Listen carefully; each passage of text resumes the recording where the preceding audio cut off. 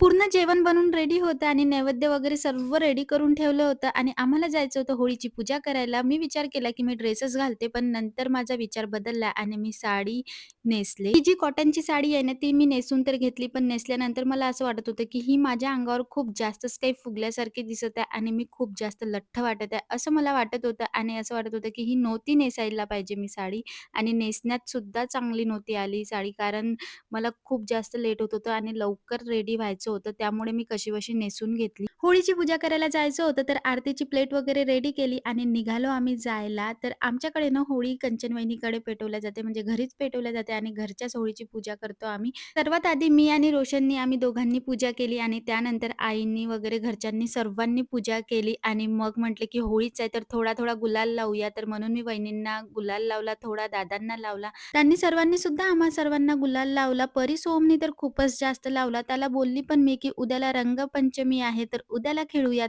तो बोलला, की "तुम्ही लावला ना, तर मी सुद्धा लावेल." आणि त्यांनी लावला आणि मी अशी काही दिसत होती. छान साडी नेसली होती आणि रोशन सुद्धा खूप छान असा रेडी झाला होता. तर त्याला बोलले, की "चल मस्त छान फोटोशूट वगैरे करू." तर तो बोलला, की "इतका वेळ नाहीये, मला देवाची सुद्धा पूजा करायची आहे." आणि उशीर भरपूर झाला होता आणि त्याचं बरोबर होतं, की देवाची पूजा आधी करायला पाहिजे आणि मी तसं पण कधी पण काही पण लावते, त्याचं हे सुद्धा बरोबर होतं.